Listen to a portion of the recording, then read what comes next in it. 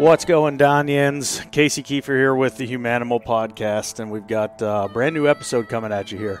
AB and I are on the road. I am dragon tired. AB got me out of bed at 4 o'clock this morning. Early. Gar-holed us, and we didn't see a single animal. It's because you stunk. Yeah, exactly. That's always what it is, right? But we're on the road. Fall has officially begun for us. We're out here getting ready to rock and roll through season. You know, it's hard to believe looking at the watch. It's already October. But the time is upon us, and we got to make hay while the sun shines. So we got a couple of months. We'll be on the road traveling quite a bit, doing our thing with Humanimal out here in the field.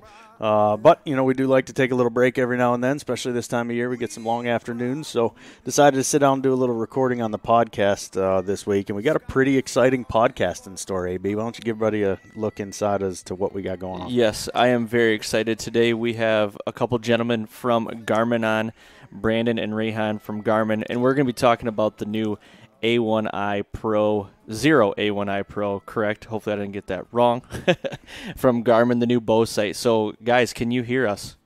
We can hear you. Thanks for having us on. Yeah. Yes, good morning, guys.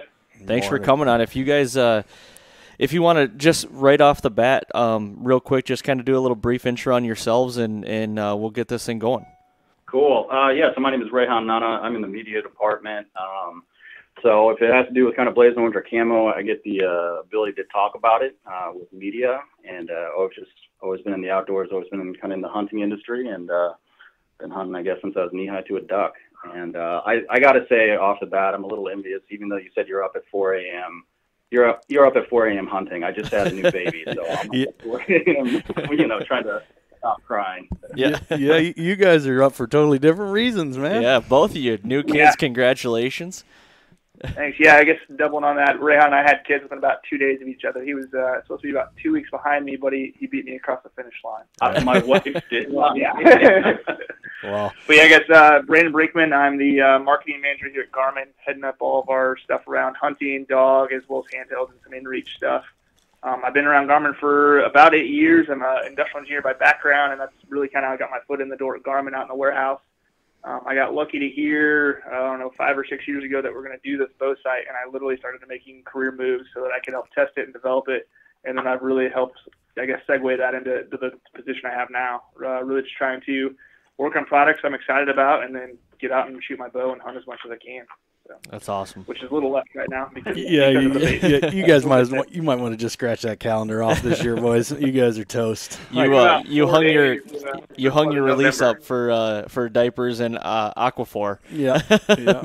Blood ointment. I was out shooting this morning before work. The other thing I like to joke is this little girl's a month old right now, and I've already bought her first shotgun. It's a Browning A5 Sweet 16 that I'm going to give to her on her 16th birthday. There you go, man. God, that's so cool. You guys are going to love it. It's been the ride of my life. There's no doubt about that. I got an 11-year-old and a 6-year-old now. Whew, yeah, boy, I'm getting old. Getting up there, man. Yikes. It is the coolest thing in the world. I mean, I've reached the point, I don't know, with my kids where I look around and I'm like, as far as my own hunting goes, like I really don't care. Yeah. Yep. Like I don't. If I'm there with them for a series of their firsts and them doing their thing, like I don't know, I'm more excited about that than anything. So yeah, it's a wild ride, man. It's a wild ride. Yeah, and I mean, like the one thing in this month I've already noticed is it's like you see, and like you're 11 years into this, it's like you see the next generation. It's like, oh, like this is going to continue on beyond me. Right. That's the thing that I found really incredible about that. Yeah. Yep. No, it's going to be enjoyable. So hang on, buckle your seatbelt because it gets crazy. For me, it was like 11 months on, man. 11 months on, it got to be. Yep. I don't know. For the first 11 months, it was like I don't want to break it. I know what I mean? exactly. I look at my kids, I'm like I don't want to break it. We're definitely in that phase right now. The only thing that gets me through those 4 a.m. feedings is like daydreaming about the stuff you're talking about. Like, all right, what's going to be the first time you shoot a bow, or like what's the first time going to look like when I get you out in the stand with me? Like, I know you're seeing my face right now, but this is going to be fun eventually. Yeah. You're going to think you're a big bad dad, and then when when they pull the trigger for that first time, you're going to bawl like a baby. Just weep. Oh, I was mental. I was a mental mush when it went down, and I get to do it all over again with the 6-year-old, so it's gonna be cool. One life hack I've got for everybody listening right now. your shooting ears, your ear hearing protection, that doubles up really well for it. Oh, that's perfect, man. Perfect. Guys, I just wanted to say thanks for jumping on here. I think today we want to get down and dirty, and talk about, the new Xero site that you guys got out there. But, to kick things off, Rayhan, I've been working with you for years. Brandon, when you kind of moved into the new position here, just, I guess, over a year ago now, we started working together. And, it's been awesome to see you guys really push forward with technology changes and bringing forth a product into the hunting space, in particular the bow space and the archery space, that is actually a game changer. People that have, asked me, or people that have listened to some podcast stuff that we've done in the past or seen stuff on the show, know that, I'm a pretty big stickler about my gear and my equipment. And, I think that true innovation in the archery world has gotten a little stagnant over time. And I think, boundaries of what technology is possible of have had a lot to do with that. I look at, when you start talking vertical bows, it took forever to hit the 300 mark. And then finally, when someone hit the 300 mark, they blew the doors off 300 and went to like 360, 370, and it got all kind of crazy. But you guys have brought forth a product in the Xero that I can speak to firsthand that is innovative and game changing in a way, and that's a whole different ballgame when it's not just a me too, it's not just a copycat product, it's something that carves out a role for itself and makes life easier on an archery hunter. That can't be said very often. So first and foremost, kudos on that. But let's start a little bit with this Xero bow sight, and just let's walk through the journey of the Xero, where it started, and kind of what the expectation was and what the driving force was behind the beginning. And then let's kind of evolve that for the listeners all the way up to where we sit now and what you guys have going on. Yeah, so I think that's a really good one, just to kind of touch on like the innovation in the archery space. Like one of the things that I think is really interesting about Garmin and the Xero line in general, right? So I think it was January 11, 2018, we launched A1i. Mm-hmm. And first of its kind, it was launched at ATA show. And I always kind of joke, it's like, where were you when Xero launched? And I remember when that happened, I texted my buddy at Garmin being like, congratulations on winning, ATA, just because it was so revolutionary and it was just so out of the gate, auto ranging, digital bow sight, angle compensation. Yep. And I'll let Brandon talk to kind of the development of it. But one of the things that I just want to touch on real quick is that we're on essentially the fourth iteration of the Xero right now. We had the Xero A1, A1i. Yep. Then we had the S1 trap shooting trainer, the crossbow scope, and now we're on A1i Pro. And so the pace of the technology, I think, is also something that's really interesting. And all of it has just knocked it out of the park with what it does, and kind of changing that space and really helping archers. And I would say some technology hampers an outdoor experience, and some technology enhances an outdoor experience. And having a bow sight like this enhances an outdoor experience. And all of Garmin products too. You look across the entirety of the ecosystem, the inReaches, the watches, everything like that is just helping people kind of enjoy in their outdoor experience more. Yeah.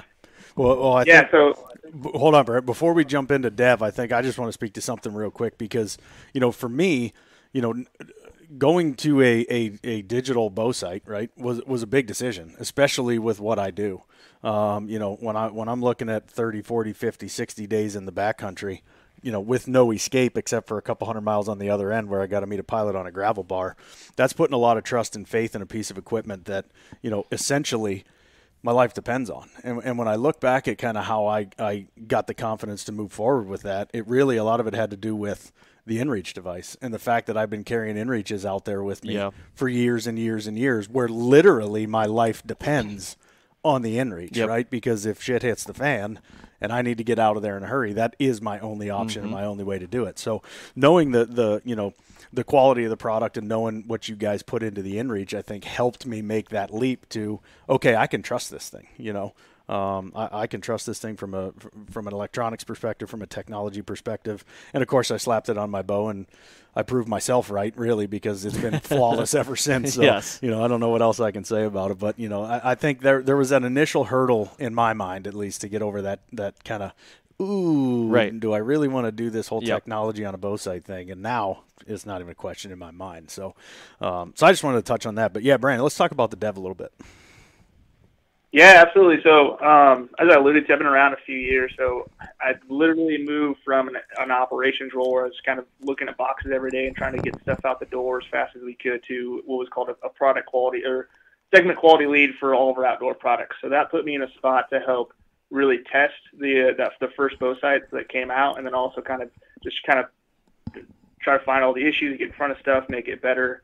And it's been a blast just to kind of see how that product evolved, even from the first time we shot the first one. So I think one of the really interesting decisions we made throughout the initial development is figuring out how do you make sure that what you're looking at through the rangefinder is the same thing that you're taking the range of. Mm-hmm. And that's really where we landed with what's called the Reticle.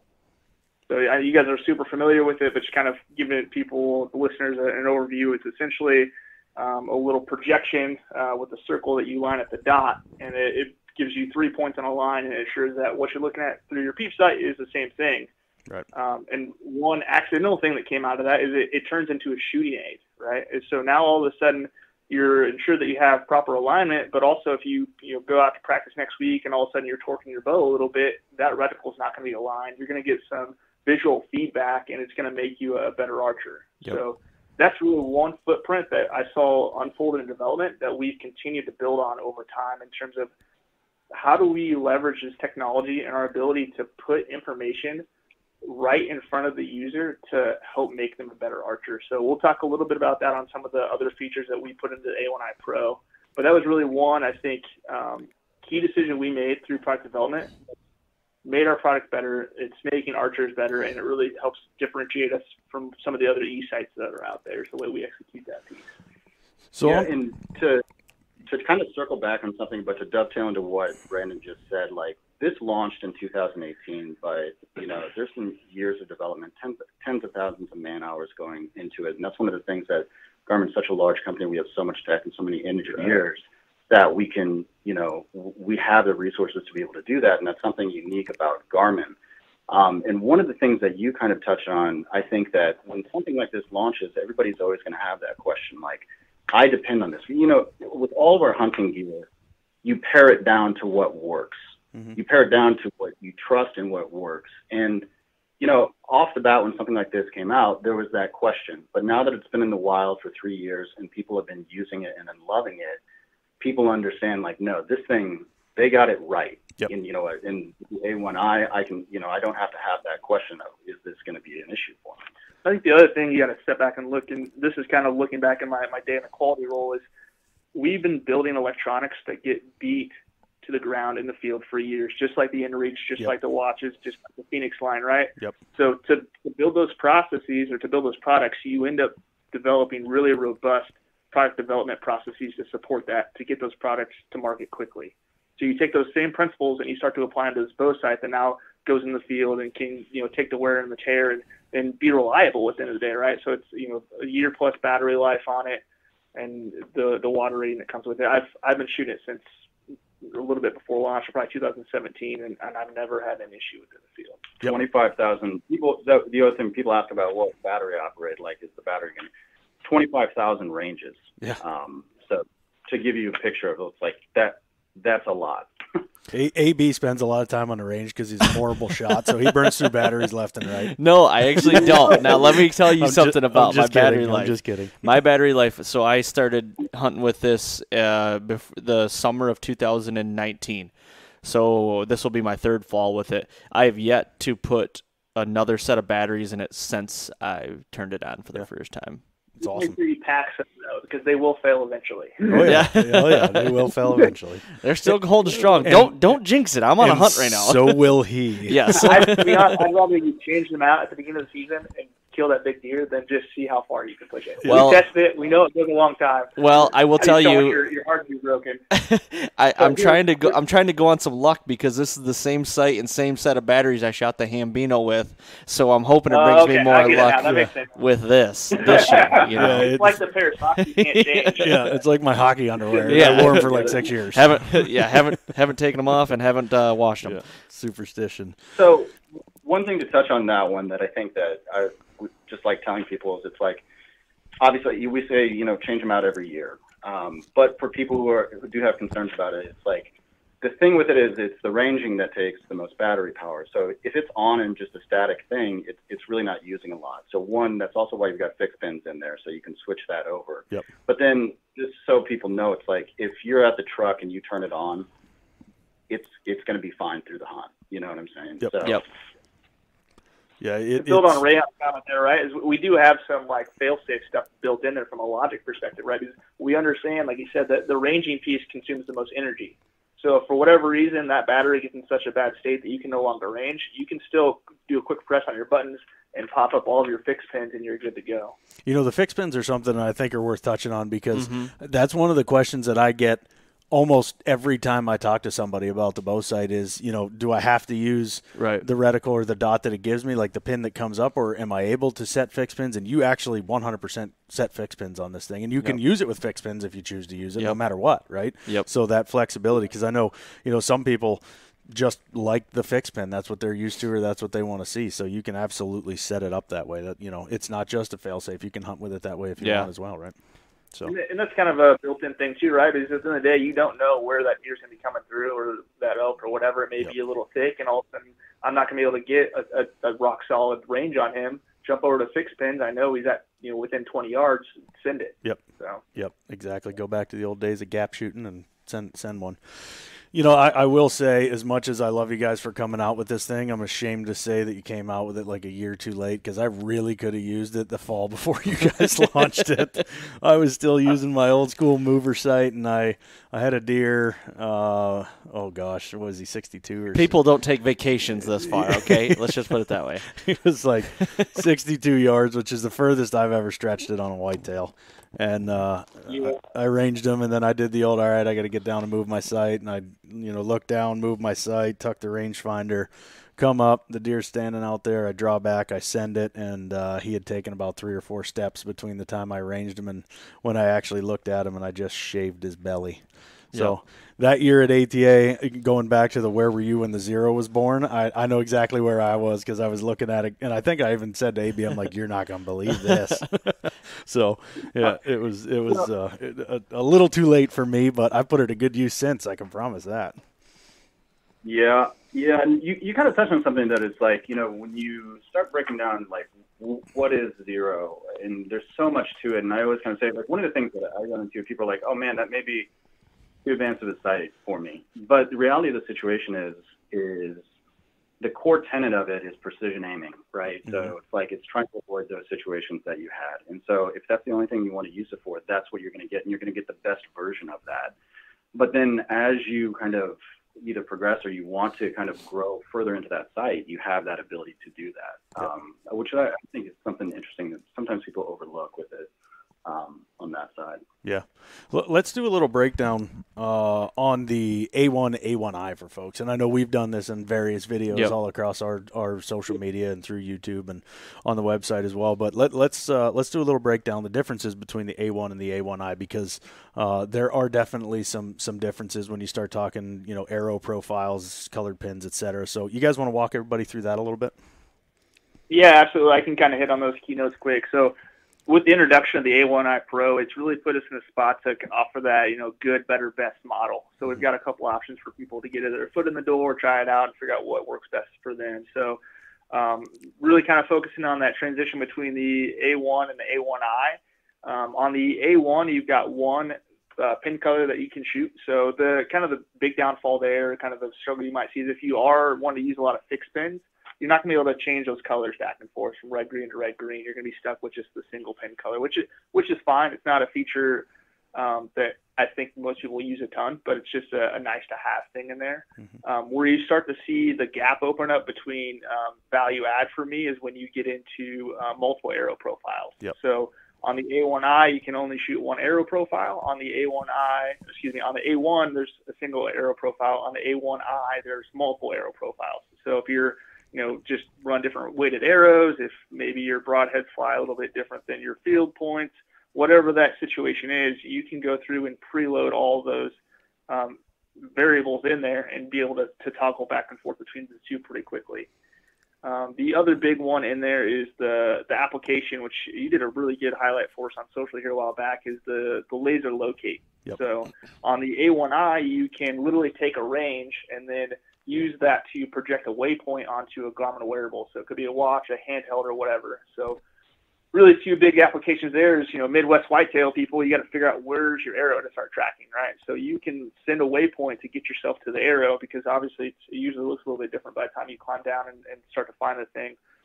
Western application, so say you want to traverse across a bench or something to go find where you see a bull bedded now, and it's super thick and you don't know the right path to take. You can take a range and then again project that waypoint onto your handheld or whatever you have on you. Yeah, it's amazing. Dude. Well, that, and going back to Rayon's point, like as you start to peel back the onion, right, yes, of what the Xero is, yeah, and you get the A1, the A1i, the A1 Pro, you start to get these features. For me, I mean, up until now, I was shooting the A1i. Obviously, now I'm shooting the A1i Pro. The customizable arrow profiles were everything, right? Because I do a lot of different style hunting. So I spend the first part of the season, call it August through the end of September, beginning of October, in the mountains of the Brooks Range in Alaska and the Yukon, where my arrow setup is completely different than it is for what I'm, chasing whitetails around the Midwest for. So to be able to go in and, not have to worry about multiple sites or multiple rigs, multiple setups, it's like I use the same rig now for everything. Mm-hmm. So that really changed the game for me, because I do it all at once. And then I'll have to worry about it again for the rest of the season. So yeah, you start to peel back that onion. You start, oh man, that fits exactly what I do, or that that would help me, because I would love to be able to range a bull out there and then stalk my way over there to him. There's just game changing technology, right? One really interesting application I've come across is one of the guys a Western hunter, but he actually runs 2 different weighted arrows in his quiver depending on the situation he runs into, right? So he needs to thread a needle and send a little bit longer, he'll run his lighter arrow. If he needs something that's going to carry a little bit more kinetic energy, he'll jump over to his heavy arrow, and he can literally, he doesn't have to look at it, the screens anymore. He knows them so well, he can toggle between those 2 arrow profiles and just send it depending on which one he needs. So can you toggle on the fly then between those arrow profiles? Yeah, it's really not that bad. It's just jumping between settings and going in. It's just if you memorize what the sequence is. Okay, gotcha. Yep. Know the sequence.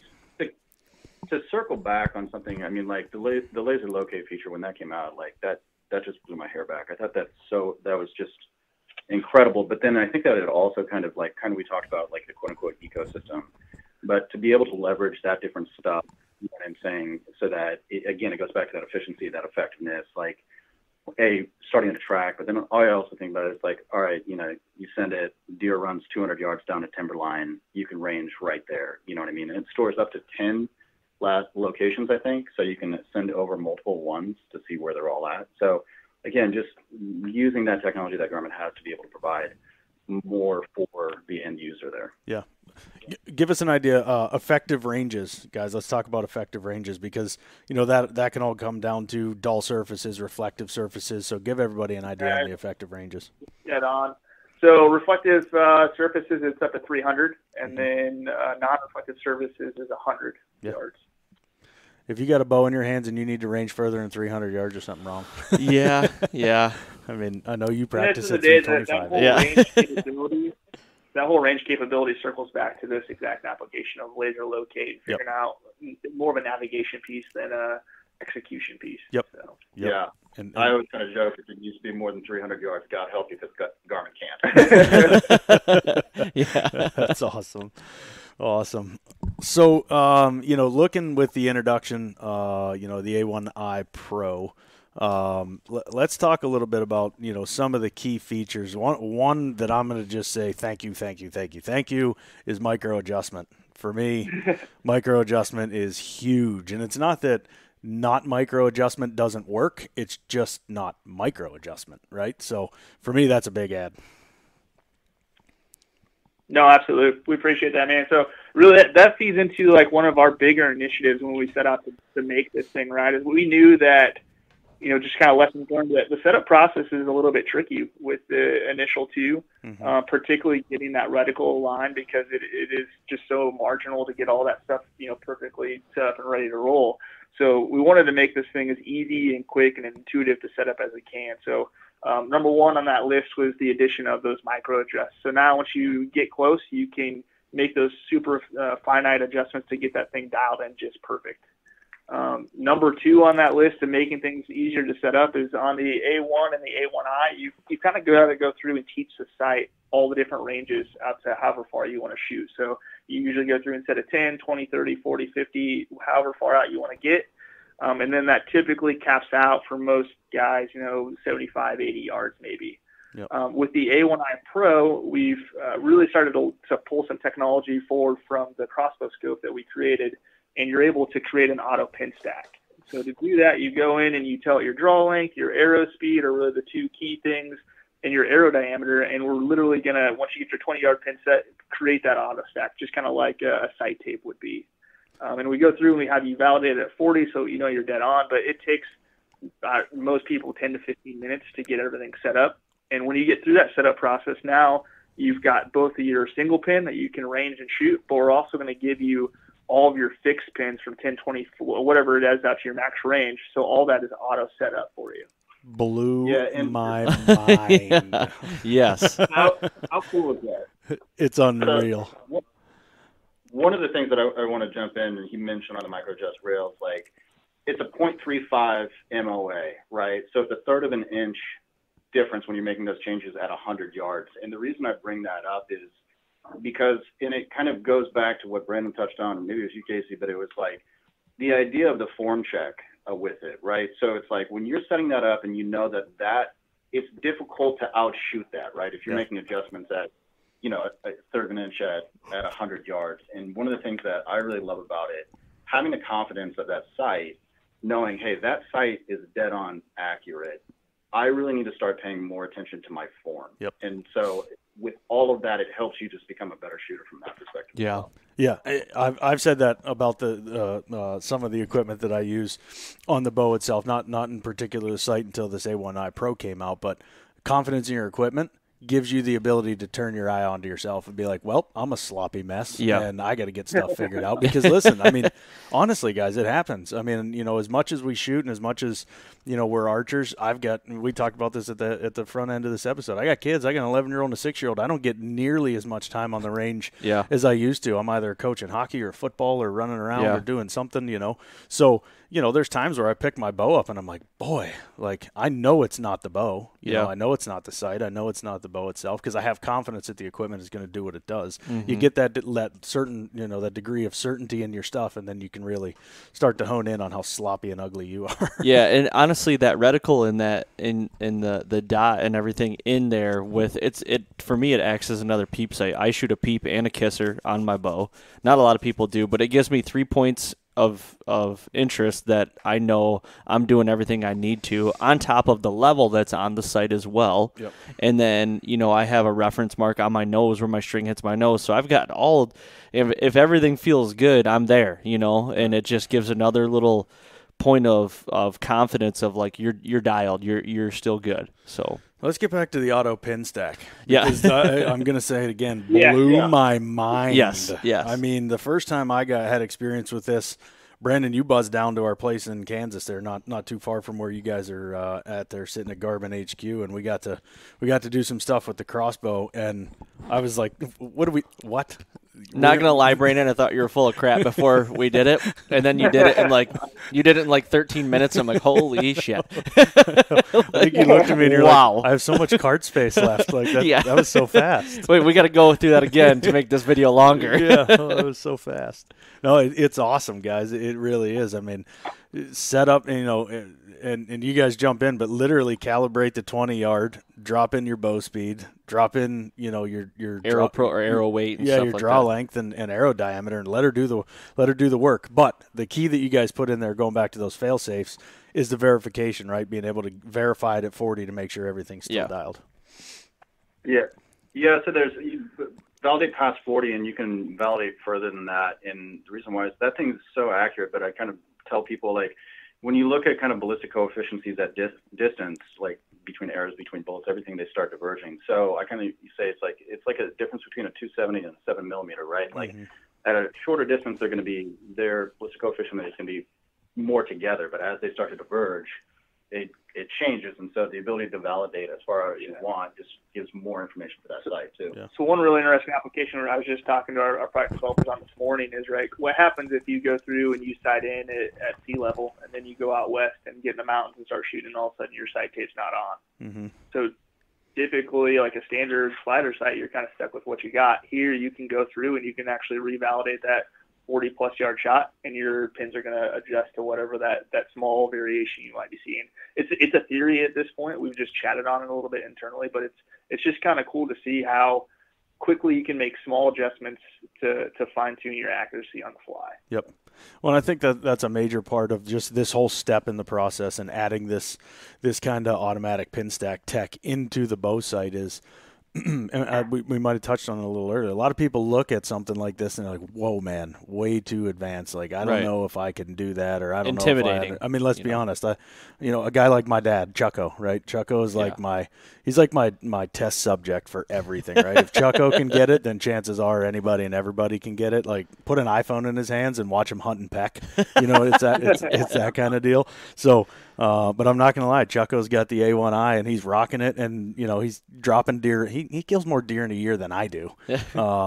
He's retired now, but he's using it flawlessly. So I say that because this is a big step towards simplifying and enhancing your experience, because, range time is all about practicing, or should be all about practicing, right? It shouldn't be all about constantly adjusting and constantly fixing and constantly worrying about, is this right? Is that right? You want to get it right, be certain that it's right, and then spend time practicing. And this is a huge step to allow people to actually have more usable range time than sight-in time, so to speak. Yeah. So I get the last thing I'll touch on real quick. Again, that overarching thing was just to make the setup easier and faster and quicker. We spent a lot of time in the UX, the user interface, just to really help kind of hold people's hands walking through the setup. So there's a lot more on-screen displays helping explain what is the reticle, what does a good reticle alignment look like. One of the neat things that came about with the micro adjust is now we can literally tell you within each step of the process which rail should you be adjusting. So you're setting your 20-yard pin, it's just going to be your elevation, your windage. Once you start to align that reticle, it's going to go to your pitching, your yaw, your RAV, or those two curved rails for you. So we can literally hold your hand a lot more through that whole process.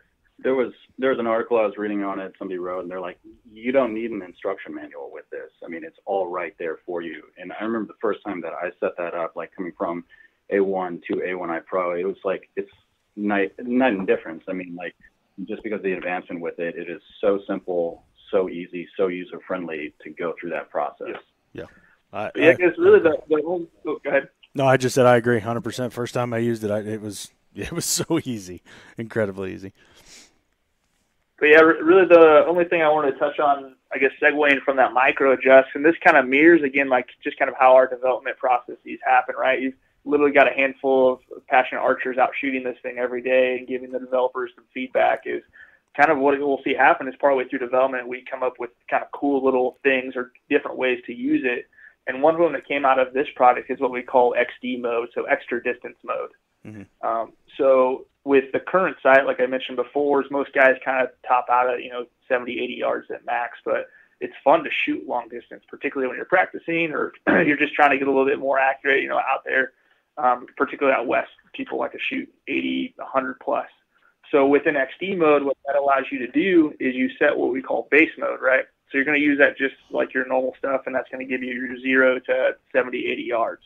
But then you can drop it down the micro adjust vertical rail, and you set an extended position. And now you can take that kind of that open window, and you're going to be able to shoot 30 to 110 yards with that same arrow setup. Wow. Game changer. Yeah, it's unreal. Yeah. So what'd you guys not think of? Yeah. What's next? That's probably a better question. We got a lot more for that. But one of the things we really haven't touched on that I think was a really cool thing is the dynamic leveling within it, and also the flight apex. And I'll let Brandon talk about dynamic leveling because I know he loves that. But I just was I was watching, what was it when you got Hambino? I was watching your show and you're like, oh man, you were hunting in a heavy cover on one of the deer before that, and you're like, I don't know if I can clear that branch or something like that. And so we implemented flight apex into it, which essentially is giving you a small pin that shows the apex of how far, blinks, and it shows you how high that arrow is going to be in flight. And so if you are hunting in heavier cover, you'll know if you're going to clear an obstruction like a branch or something like that. I think I was trying to shoot around Casey's calf. I think that's what it was. It was my hamstring, actually. It was the back of my hammy. Yeah. That's why we called him the Hambino, because his broadhead went through my hamstring and then into the deer. No, that is a cool feature. And again, I've got experience with. I could have used Flight Apex back in Alberta when I was stalking the old Majestic Lion. Forgot about him. Because my first shot, I thought I was gonna. I mean, and I even looked at it. Right, I was through my sight window. I look at the pin through the sight window. Look at the branch, and I'm like, I got it. Oh yeah, I got it. Boom. Nope, I hit it. She shot her, bounced about 6 feet over what ended up being a 208-inch mule deer's back, and I was like, oh my Lord, did that just happen? I immediately got down, and I looked over, AB still standing up in the field, wide open, camera on shoulder, and I reached up and I grabbed him, pulled him down to the ground. We're in a wide open pea field in this fence row, and, I'm looking through the lens, and he misses, and everybody, Casey gets down, and I'm just standing out there like a turd. Just here I am, just a giant billboard in the field. Don't mind me. And I'm like, get down. What happened? Well, I hit the branch. So, again, had I had the sight and had I had this back then, it wouldn't have happened. So, another one of Garmin's faults. Yep, it's your fault, boys. Your fault. We're trying to make as fast as we can. Well, and one thing just to touch on, and then let's talk about the level on that one. But it's like when we talk about these things, it's like they're fun, cool pieces of tech, but they're all so thought out in the applications of them for the real world experience that I think that, and it's been tested and retested, make sure that it is exactly what's needed on that one. And like I said, kind of primary tenet, right? Always precision aiming, but to help you within that. And I think all of these things that we talk about do that. That's that overarching thing with Xero, all of the Xero products. Yep. Yeah. Well, that goes back to, it's so easy nowadays for companies like a Garmin or somebody of Garmin stature to have these things in engineers' hands behind closed doors that never step foot in the field. Garmin doesn't do that. They've got guys like you as part of the team who actually eat, sleep, and breathe this stuff every day, just like we do, right? They've got a team that they've deployed in the field, to help in the development process. So, a big kudos to Garmin on that. Like, valuing the opinion of and putting the right people in the right places within the company itself to make all product lines successful. The actual end user is the one that's helping develop this thing, and that's oftentimes you don't see that anymore because for one reason or another. But so big kudos to Garmin on that. No, we appreciate it. It's fun to see it unfold behind the doors too here. So I guess kind of alluding to that too, and Rayhan talked about the Flight Apex stuff, but stepping back and looking at big pictures and talking through the development process, one of the things that we learned through the development of A1 and A1i is now we have this ability to project in front of people, right? So most of your shot setup today is, draw back, make sure your bow's nice and level, and then your eyes kind of float back up to wherever your pins are sitting at. So with the ability to project, we're able to start to place that shot feedback right next to the pin that you need to shoot. So now your eye travel is way less, your shot time is going to be less. The likelihood that maybe something adjusts between the time that you look down at your level to the time that you looked at the shot that you need to take is going to be eliminated. Right.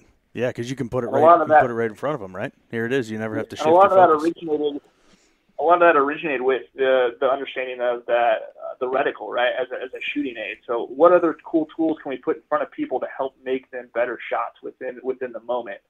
And so actually after we launched the A1 and A1i, we put in a leveling factor.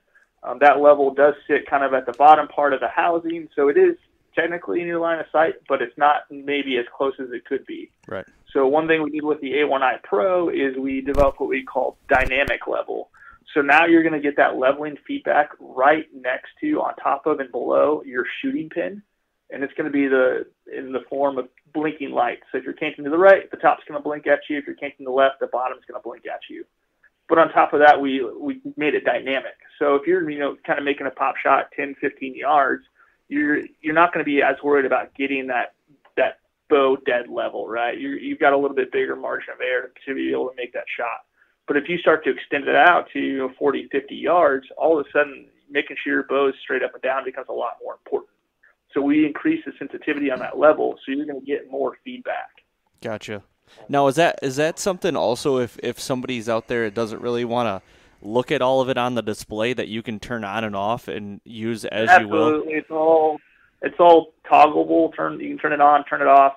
You can have it as simple or complex as you want. So if you literally just want a pin and take a range and give you a single pin, you can set it up just like that. A lot of this is we have the ability to do it. It can make people better if they want it. But if you want to keep it simple and easy, go for it. Awesome. Well, it's also like how you relate to it, right? Where it's like there are some features within it that you may want, exactly what we're talking about.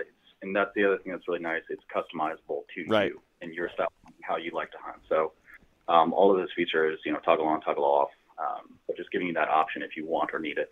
Gotcha. That's very cool. And to have it be that customizable from person to person is key.